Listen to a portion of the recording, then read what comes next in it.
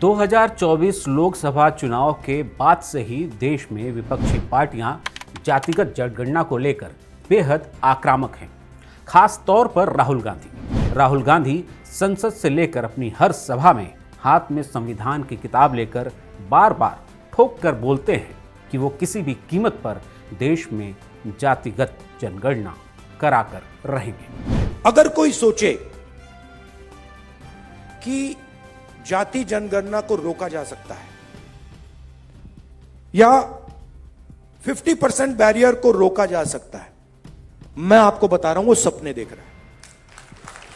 ये होगा ही होगा, इसको रोका नहीं जा सकता है। ना जाति जनगणना रुकेगा, ना सोशो इकोनॉमिक सर्वे रुकेगा, ना इंस्टीट्यूशनल सर्वे रुकेगा, ना 50% का बैरियर रहेगा। ये तीन सारे के सारे उड़ेंगे। लेकिन कोई ये नहीं बता रहा कि जाति और धर्म के आधार पर होने वाली जनगणना से लाभ क्या होगा और हानि क्या हो सकती है। इसलिए आज हम खबरों की तह तक में आपको बताने जा रहे हैं कि अगर भारत में जाति और धर्म के आधार पर जनगणना हुई तो क्या भारत का भी हाल लेबनान जैसा हो सकता है। नमस्कार, मैं हूं पुनीत त्रिपाठी। इस वीडियो के आखिरी तक जरूर बने रहिए।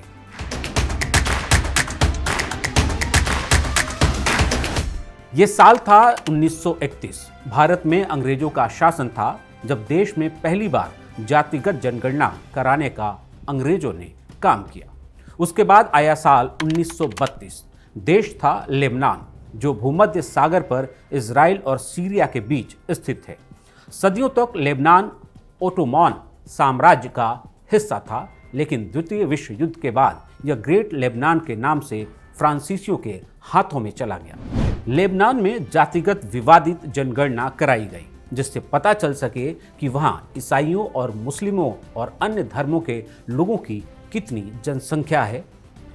जो विवादित आंकड़ा सामने आया, उससे पता चला कि ईसाइयों की संख्या मुसलमानों से अधिक थी। हालांकि इन आंकड़ों पर मतभेद था।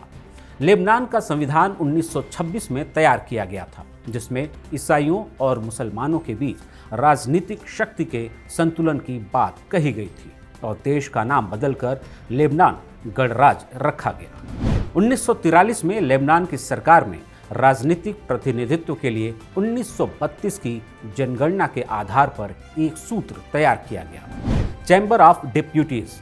बाद में नेशनल असेंबली में सीटों को ईसाइयों और मुसलमानों के बीच 6 से 5 के अनुपात में विभाजित किया जाना था।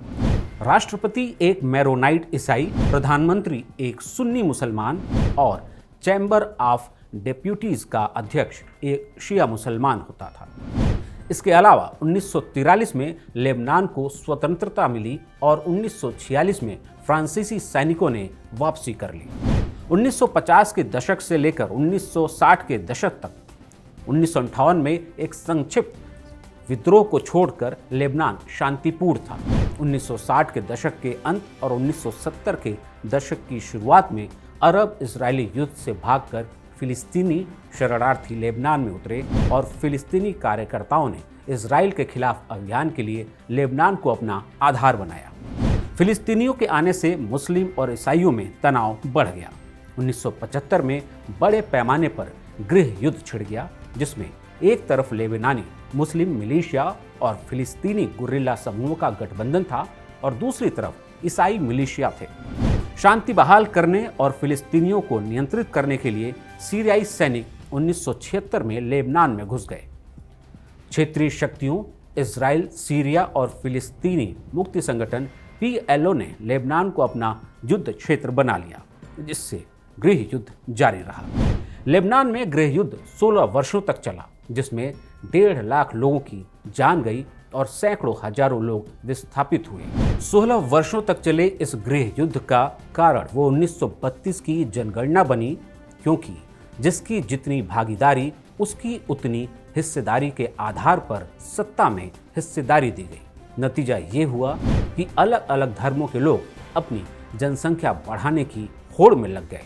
भले ही इसके लिए उन्होंने दूसरे देशों के नागरिकों के लिए अपने देश के दरवाजे खोल दिए और नतीजा पूरी दुनिया के सामने है।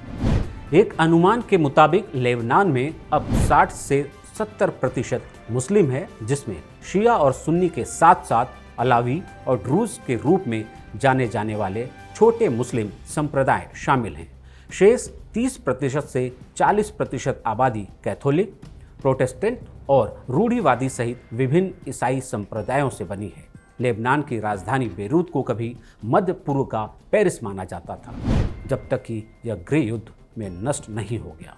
एक समय था जब पर्यटक शहर के रेतीले समुद्र तटों, जीवंत लाइफ स्टाइल और स्कीइंग का आनंद लेने के लिए लेबनान आते थे, लेकिन एक विवादित जनगणना ने उसे खंडहर में तब्दील कर दिया, अर्थव्यवस्था को बर्बाद कर दिया।